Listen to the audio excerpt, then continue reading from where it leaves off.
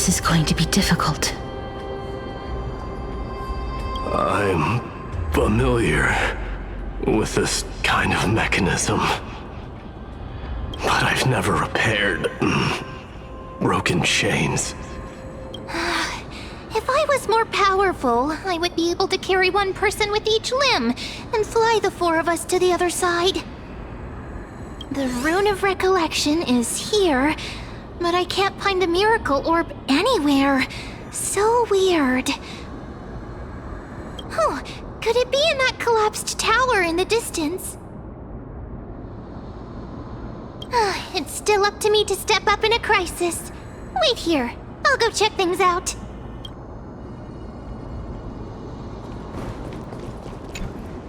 Just shout for me when you need my help! Got it! Just leave it to me!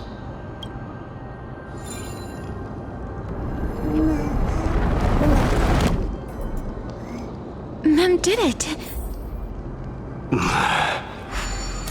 The pink squirrel is very smart. Why am I a squirrel now?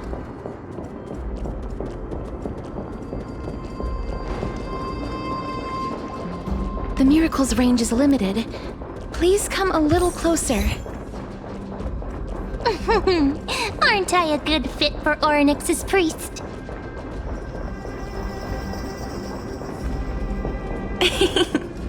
Of course. You're the most competent priest ever.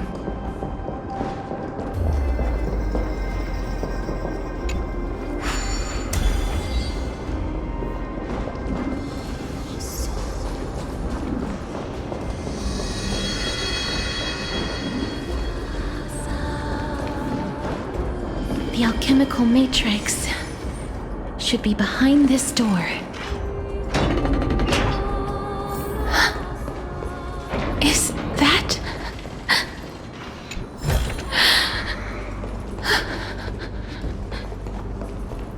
Wow, there are so many of you! It's little Cass and little Gray. Oh, there's also little D and the pink puppy! Trian? Aren't you...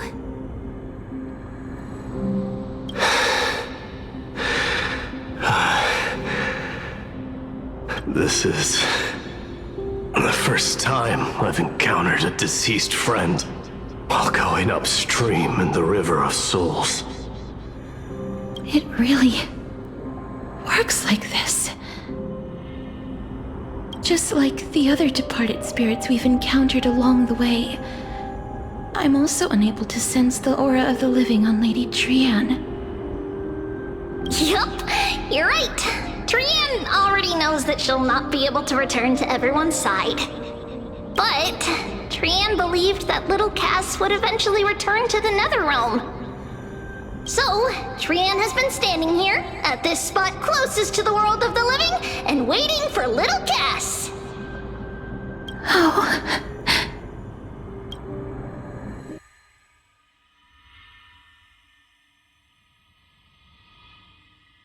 It must have been very tough for you.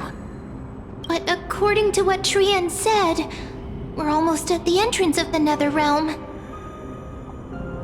Trian promised Trevi and Trinan that when little Cass got here, Trian would get the gift ready and be the first person to run over and welcome you. So, little Cass, don't cry. Please, accept this. We finally finished it. This is what Lady Trevi once mentioned. The gift for me that you didn't manage to finish. The Holy Maiden of Yanis. Even when separated by life and death, their thoughts are still connected. Trian spent a lot of time drawing this. Trian hopes that little Cass likes it. Seriously? It's seriously a wonderful drawing. Lady Trian.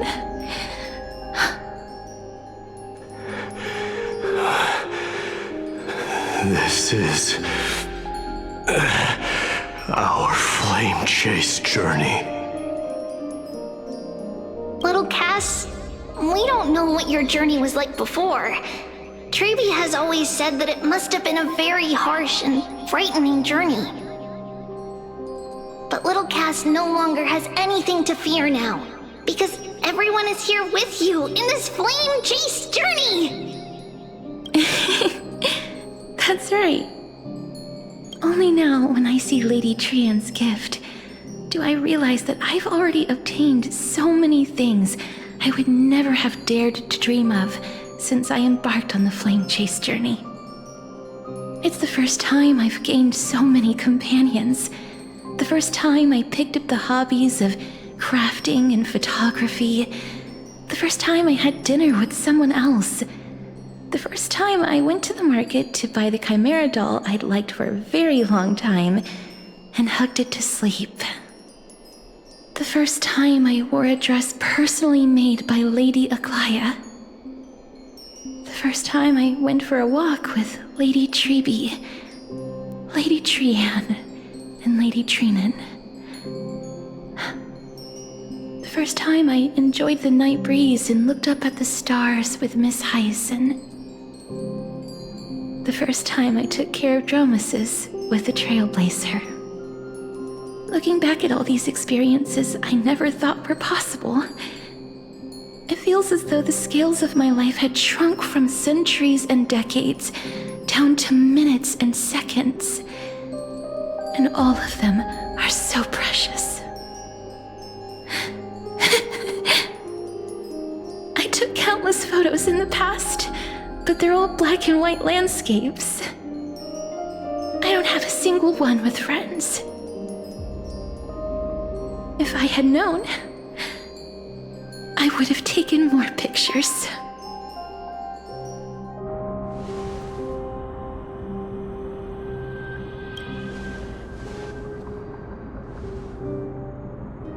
Trian says yes! Trian likes little Cass and would love to take a picture with little Cass. Sadly, being departed souls, our images cannot be captured in the world of the living.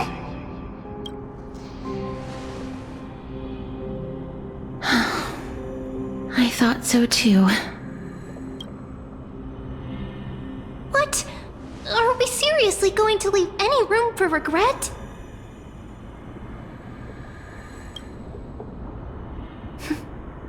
There won't be any regrets. This vivid drawing surpasses any photograph from the world of the living. Little Cass smiled. Treeby, Trinan, and Trian's wishes finally come true! I remember you once said that fate is not the flowers that bloom at the end of the road, but where people tread beyond the gate. Now, the path that belongs to me is about to reach the end. Thank you for bringing me the final key. Key? Little Cass, why are you talking in riddles all of a sudden? I have a feeling that soon, this gift of yours will become the key to saving Mister's life. Wow, that's amazing! Then keep smiling and carry on bravely! Little Cass, Little Gray, everyone, see you tomorrow!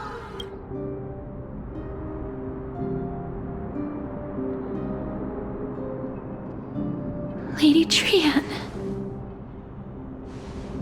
The aura of this place. We have indeed reached the end of the stream of souls. If I go any further, I might lose myself. I must leave now, for the black tide still wreaks havoc in the realm of the living.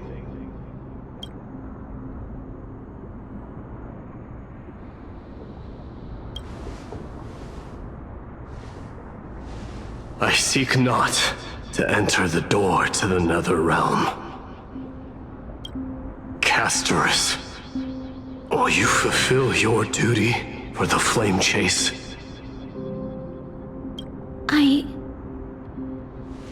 I have yet to make my decision, Lord Mighty. No matter. Make the choice your heart desires. Even if it takes 1,000 years of waiting. I will continue to fight till I die. Then rise from death till the miracle descends.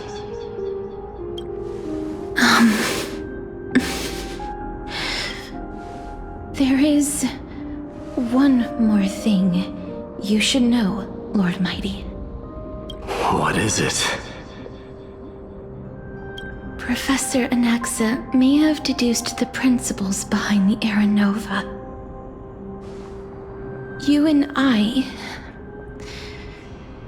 may be reincarnated as strife and death in the next cycle, becoming calamities wreaking havoc upon the world. I see.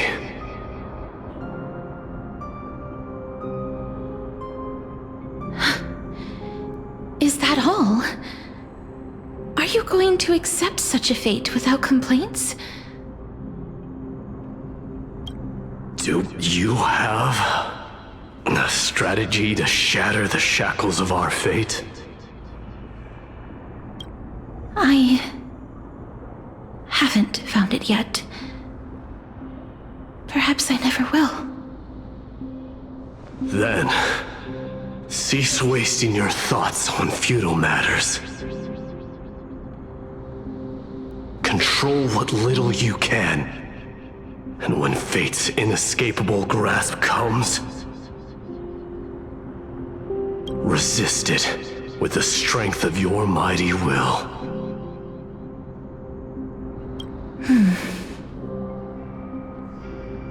Thank you, Lord Mighty. I will find the right decision.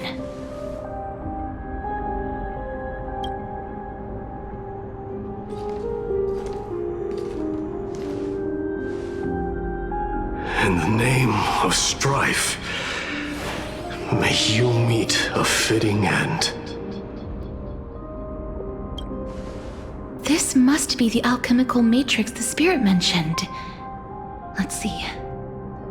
We need to insert Aquila's sky, Georios' earth, Kephales's fire, Fagusa's ocean, and Nestia's love.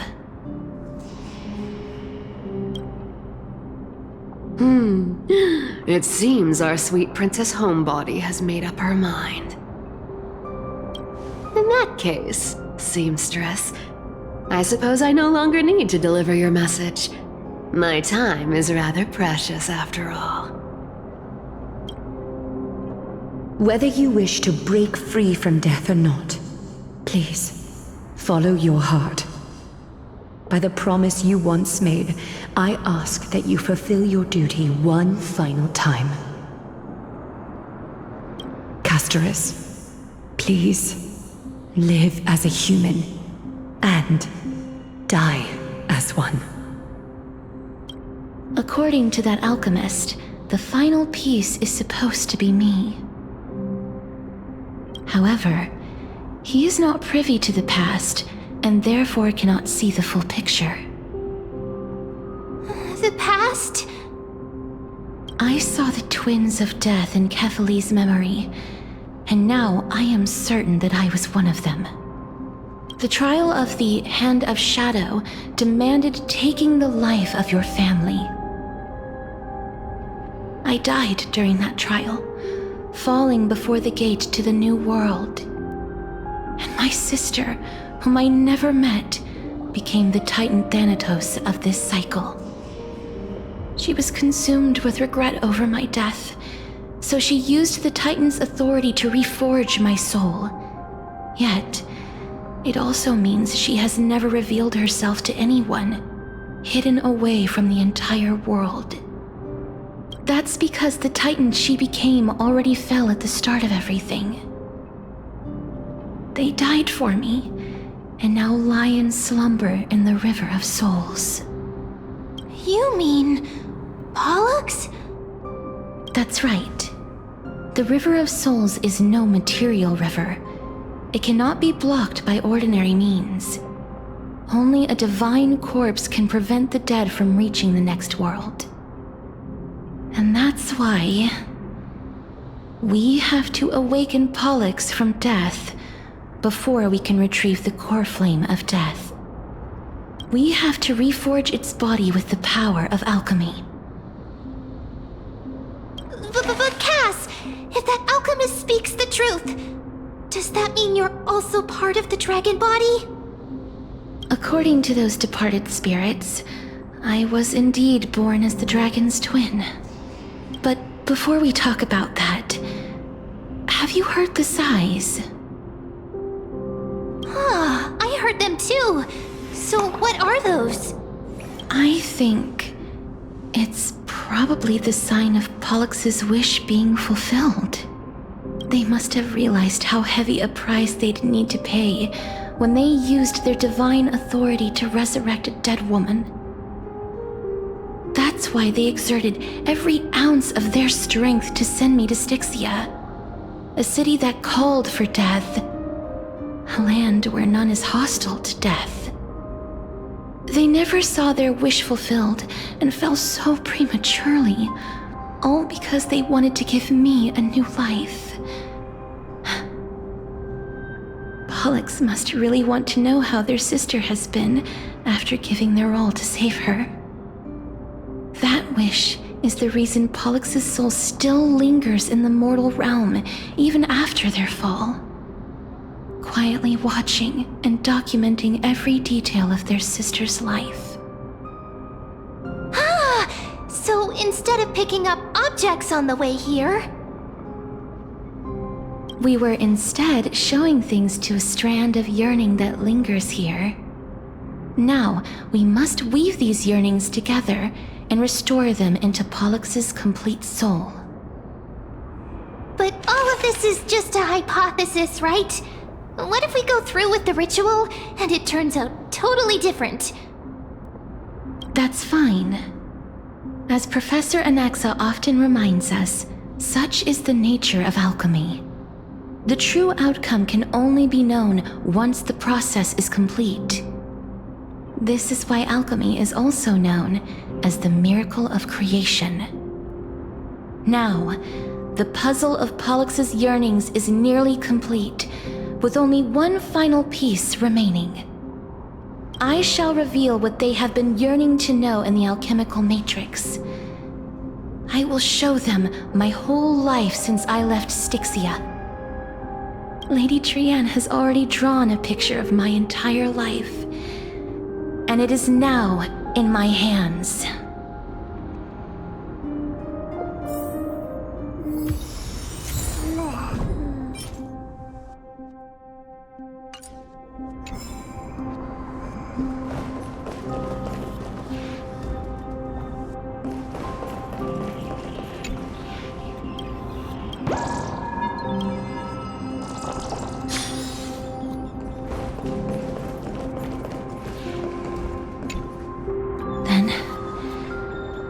The ritual begin.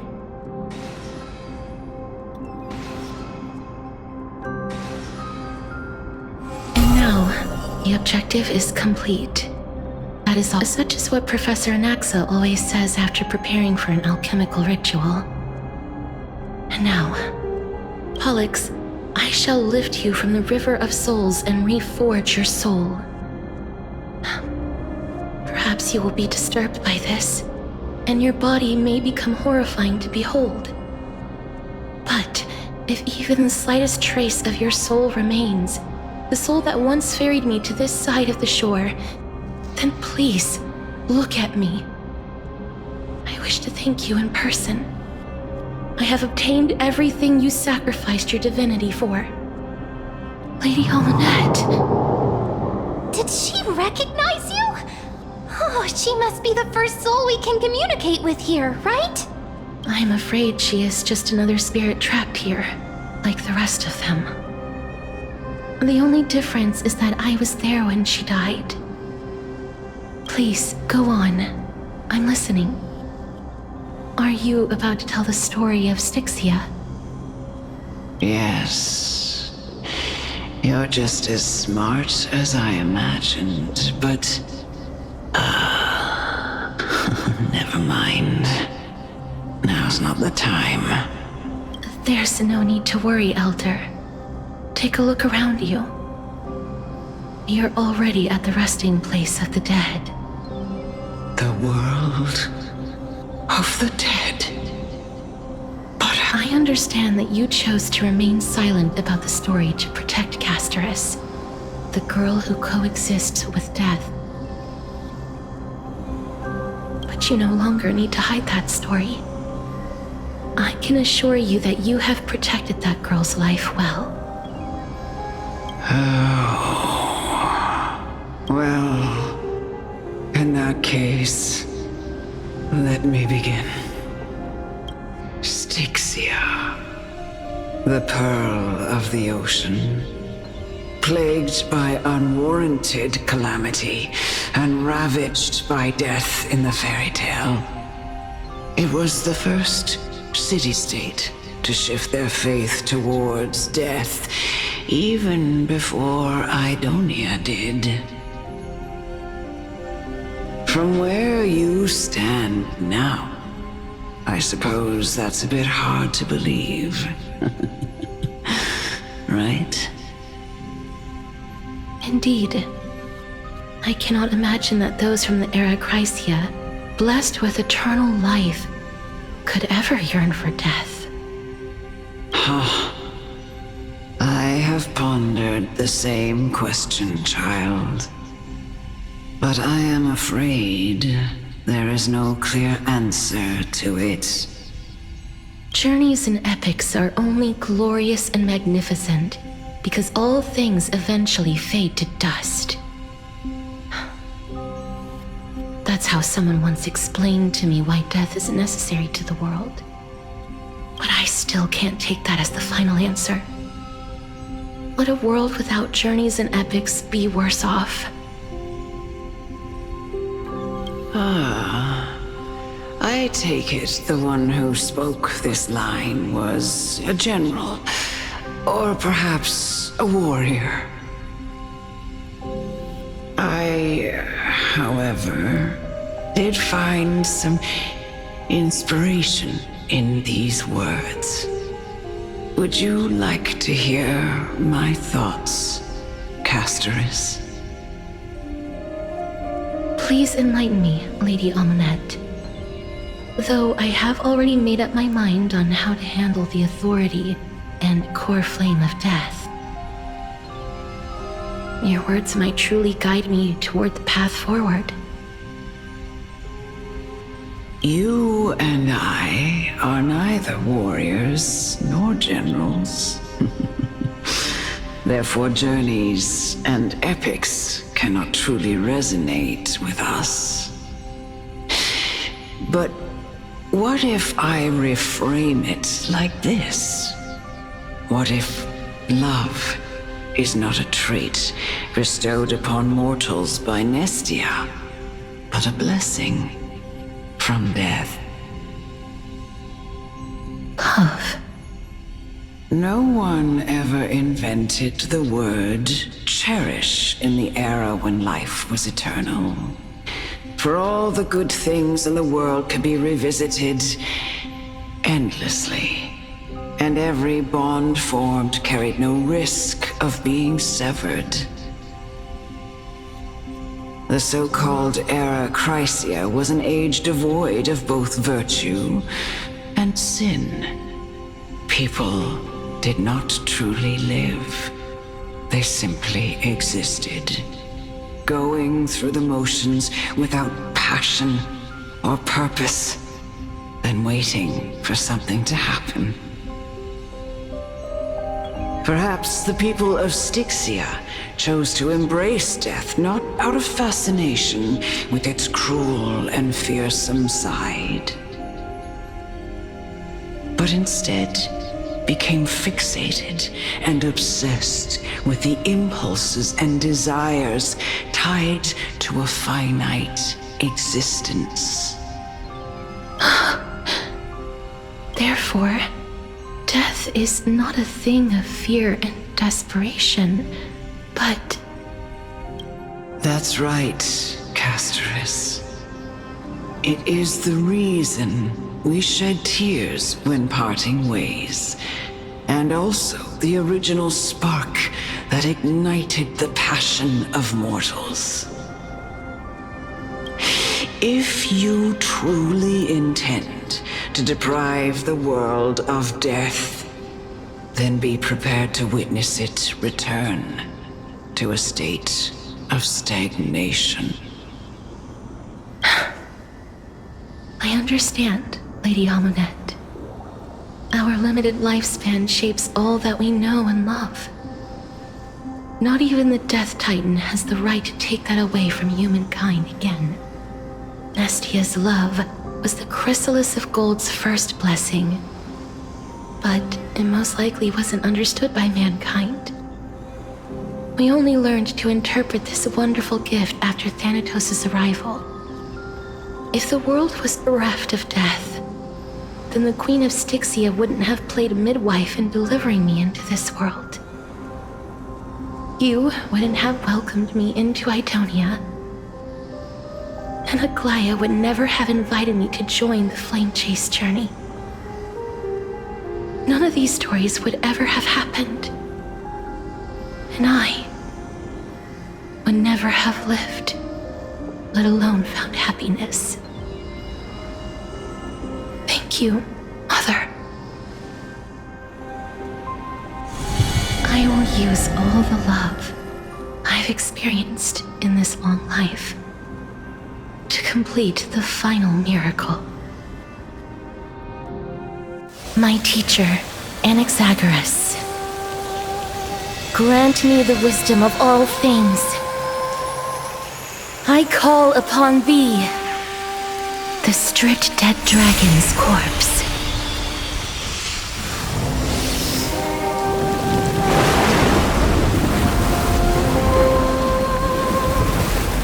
Rises from the earth, falls from the sky. As above, so below. This is the greatest power of all powers, unstoppable in this world.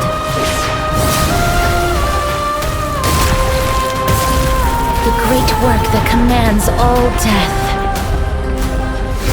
I shall grant you embrace.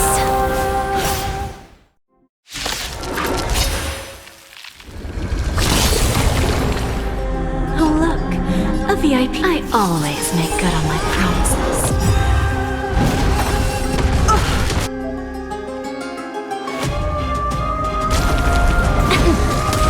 Is the girl who once saved my life truly gone?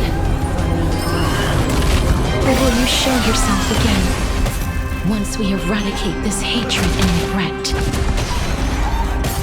I don't know, expand your thinking. Delivering more! Is it coming? I don't know what's planned. Let me go! Curiosity? Endless riddle. Nothing but a boy. Something miserable. Nice thing, my friends. Indulge yourselves!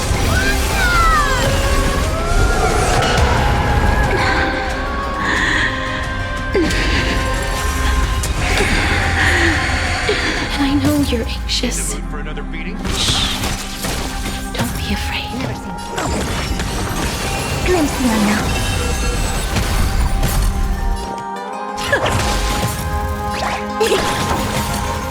Expand your thinking. There's nowhere left to weep in grief. I will grant you peace. Step up, let's see it.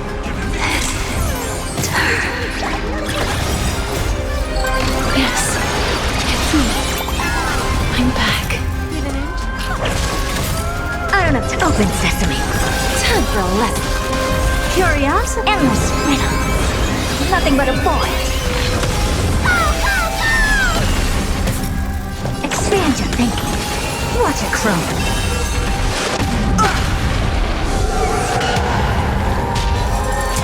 Be careful. They may be moving by instinct, but there is fear welling up within them. How's this taste? Nice, like my friends? Indulge yourselves! It ain't over. Lose some, win some. I always deliver. Never seen open sesame. Bending the rules. Me? There's no backing out now. For me or you. Are you ready? Is it coming? Are you the best player? Away we go! It Even Self-inflicted misery. please don't turn back to the nether realm.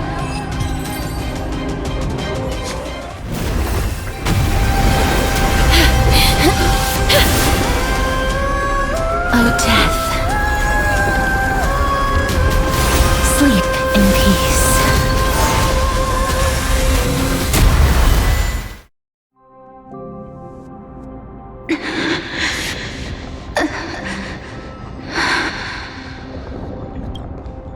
I'm sorry I have to wake you up from ancient death.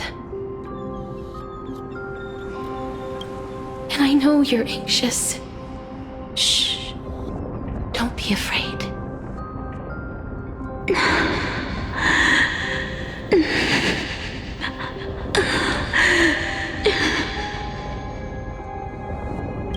Do you remember me? I'm the girl you once carried across the Sea of Souls.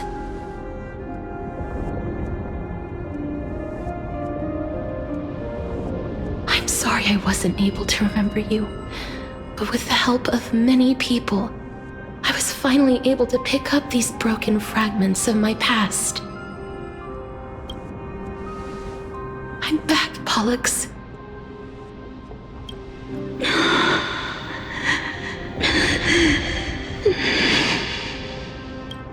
I know this might not be what you wanted.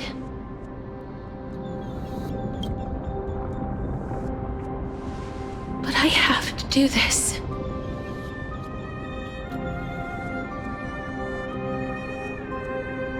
So please, carry me across the Sea of Souls again and return me to the Netherrealm, just like you did in the past.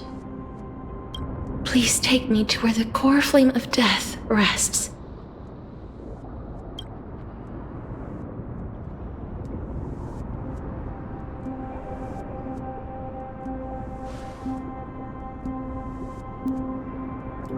I'll be going now.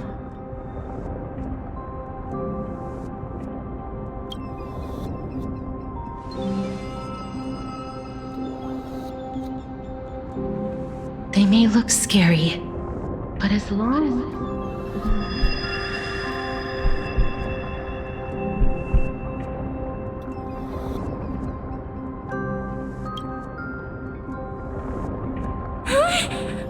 What's wrong?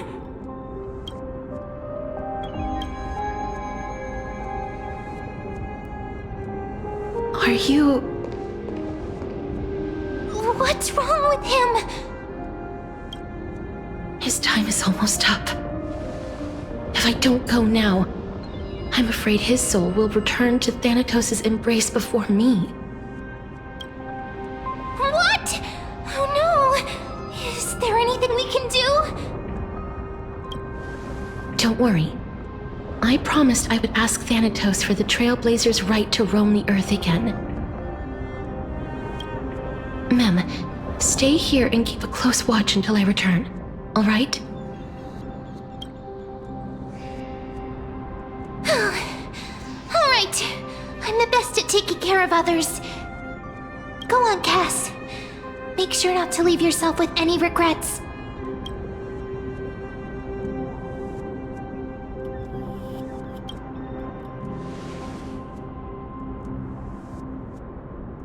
It's a deal then.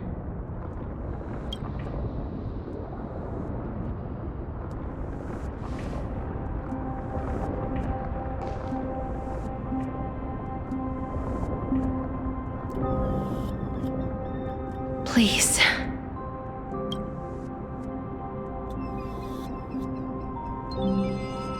Wait for me.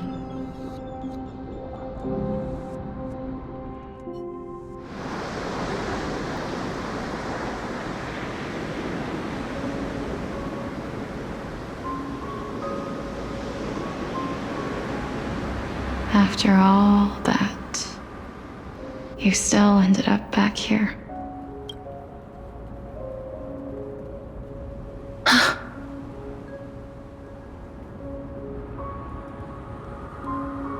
So the legends were true. The Netherrealm really is a sea of flowers. Yes. Just like the flower fields we tended to back then. Is that you, Pollixia? Do you remember me? I don't have the memories from that time, but I've seen you before during an experiment. I see. Call me Thanatos, then. It'll be easier. However, since you recognize the name, you must already know everything about Thanatos, right? Yes. I'm here to reforge the order of life and death in Amphorius.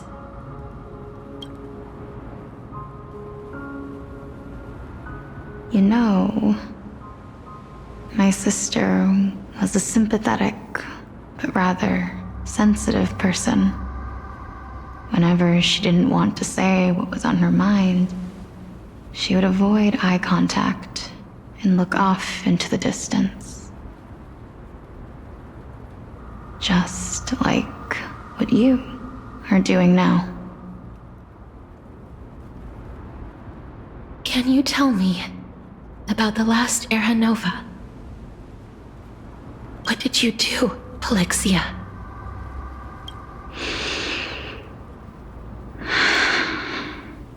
Where should I begin? I suppose we can start from the beginning. A long, long time ago, there were a pair of like-minded twins. As foretold in the prophecy, they were chosen to be successors to the god of death. But fate was cruel. The price of attaining divinity was to take the life of a family member with our own hands. That trial was indeed recorded in that memory. Then you should already know that my sister voluntarily gave up her own life so that I could ascend as the demigod of death. But I couldn't accept that. Why did we have to kill each other for a future she'd never see herself? That's not fair. So, while weaving the laws of the new world, I shattered the forbidden bottom line for life and death.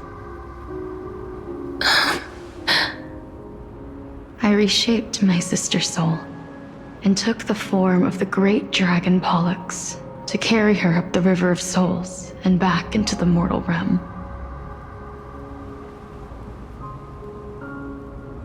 But our fates were already decided and manifested in unexpected ways in response to my futile actions. Aging is an unbreakable law of nature laid upon humankind. created at the same time as death.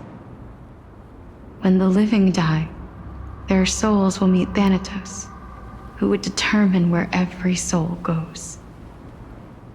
If the Reaper raises their left hand, the soul is granted death and allowed to enter the Netherrealm to await reincarnation. If they raise their right hand, the soul is rejected by the Netherrealm and returned to the mortal realm to continue walking the earth. That's why the Hand of Shadow can only lay down judgment and not embrace another being.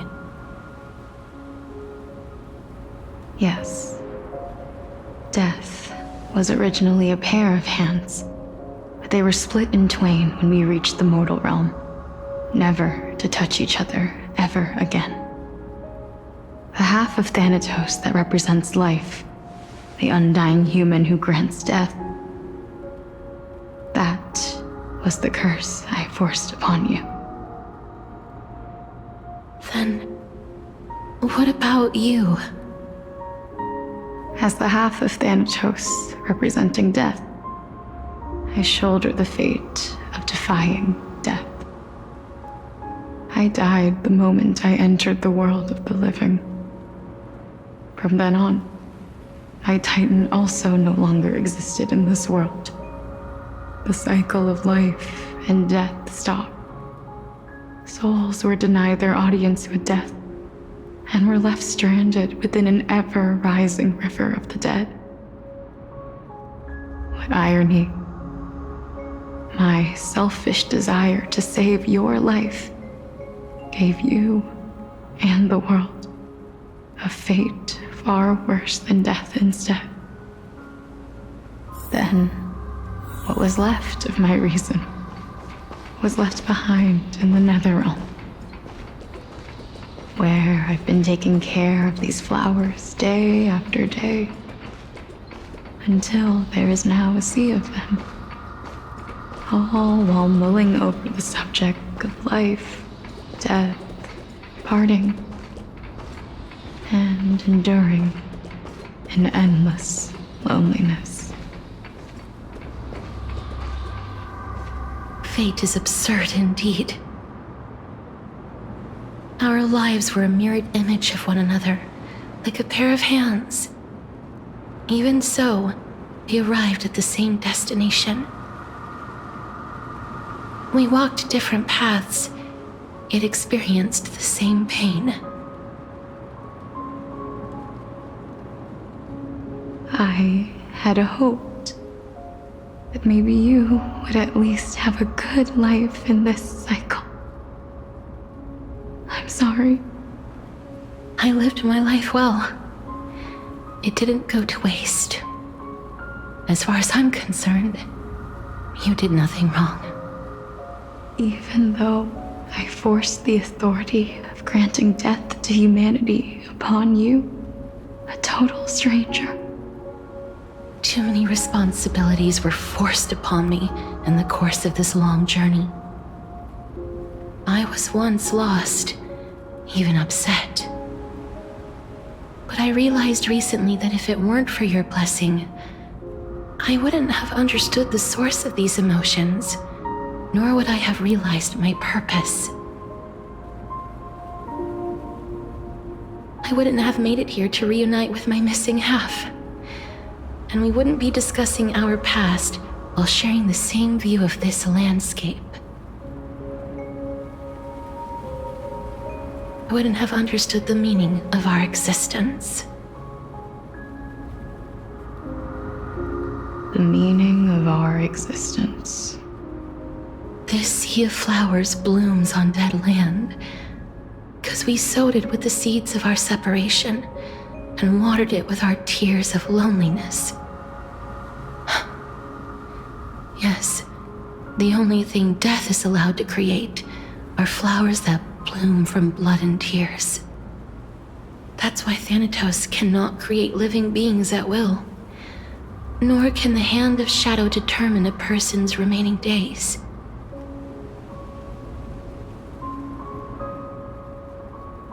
Because the life and death of mortals should never be dictated by another's will. Are you saying there's no point in Thanatos' existence? No.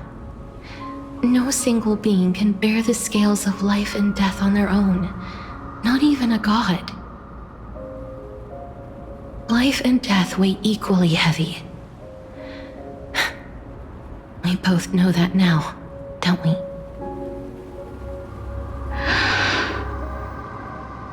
You, too, must have had a difficult life. We've taken quite the ridiculous journey together, haven't we? I had a feeling, even back then, that we would meet again one day. Not to embrace one another after a long separation, but to come in search of retribution. Tell me the answer that's already been written, and let us draw.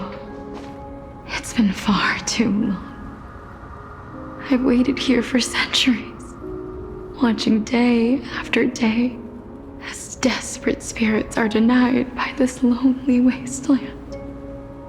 I always hoped I would see you among them, but I was also afraid of seeing you. I didn't know how I could possibly face you again, but more than anything, I was afraid that you might have forgotten all about me. I know. But don't you see, Pollixia? I made it back anyway. You don't have to shoulder death's authority on your own anymore. It was always meant to be held in two hands anyway. So, let's give our core flame to him and have him take it back to the mortal realm. Give humanity back their cycle of life and death. Our responsibility as Thanatos was never about picking out favorite souls. We were only meant to watch over life. Let's tend the field together and create a warm sea of flowers for all the souls to come.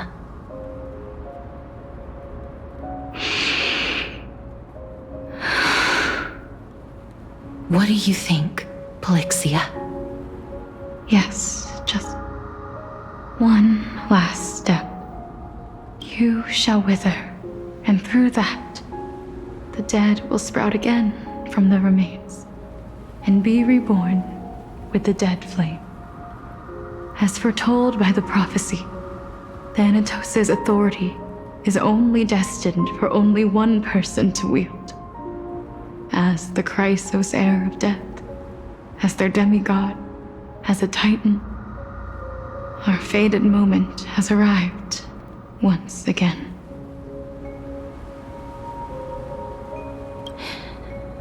Just like before. Yes, just like before. But unlike that time, the ones undergoing the trial this time are prepared. You've made up your mind? Yes, as dictated by fate. But I won't be afraid, as long as you're here with me. Complete your trial in this life. Grant me the embrace of death, and light the spark of life ablaze. You've been tempered by life and death. I know you'll be able to give this wasteland its first breath of life. Like a raven butterfly, flying swiftly into the netherrealm, perching on the twig of death. I will. After this, I will remain permanently in the netherrealm. The river of souls shall return here and rain down from the sky, scattering souls across the earth. The cycle of life and death will flow once again. the sea of flowers you sowed shall bear countless joyous or sorrowful souls, and bloom evermore.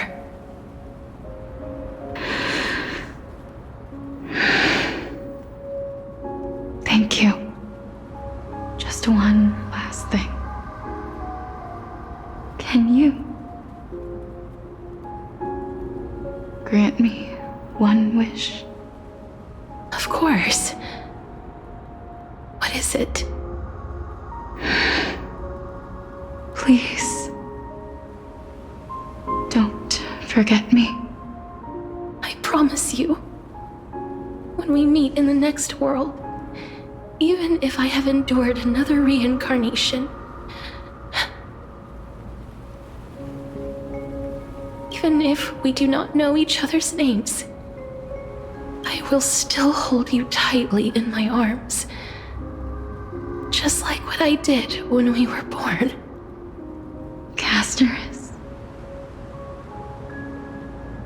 Castorice. You're as beautiful as a fleeting butterfly.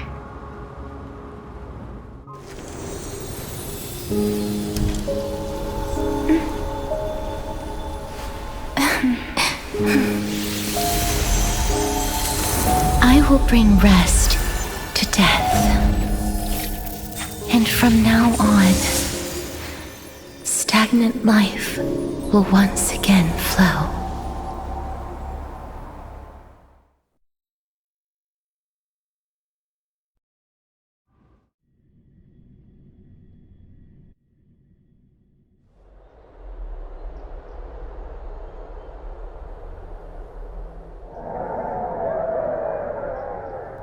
Time flies. In the blink of an eye, the 15th entry hour is already at hand. When this farce is over, your soul will be placed on the scales of life and death. Are you ready? No need to ask so many times. Of course I am. Then why do you drag your feet? Is your fear of crowds holding you back again? I simply find them too noisy. Paying attention to conceited fools like them would be an utter waste of my time. Such harsh words. As I see it, you are no less arrogant than they are. I couldn't agree more. Oh. I did not expect to hear that from you. Are you not going to refute me? I know myself better than you think I do. At the very least, better than a stowaway like you. And they say men whose ends are nigh have but kind words. Well, that is exactly why I chose you. Should I thank you for the compliment? The hour of the trial has come. Do you have an answer for me? And how will you prove the veracity of your argument? I suppose there is no point in putting this off any longer. Do you recall where we stopped the last time? You were saying that Amphorius's history is cyclical. Indeed. The demigods that bear the core flames eventually become the new titans at the world's end. Remember what happened on the Holy Mountain? Calypso, Naias. As their destined ends approached, one by one they left this world, leaving only the twins, who are fated to succeed death. Unfortunately, while their journey is consistent with ours, you and Calypso, as well as Nicodor and Naias, act as supporting evidence. I can only come up with a rough sketch for my theory of a cyclical history. For all the pains I took to reach this point, I had already lost hope of ever obtaining definitive proof. After all, The past is in the past. Proving that we are the legacies of heroes of the past is a hopeless endeavor. That is, until I met a girl named Pollux and her sister. If Castorice was truly sent from the past to the present for the Titan's self-serving reasons, then having lived through 2 cycles, and with Styxia as the pivot, she will no doubt be the link to connect all of this together. If the Twins of Death can bridge 2 cycles to reunite at the shores of the Sea of Souls, then my hypothesis will no longer be just a hypothesis. And you too will get the answer to your question. Well, that is all well and good, but how can you be so sure? If there is even the slightest error in your hypothesis, the girl will be shattered.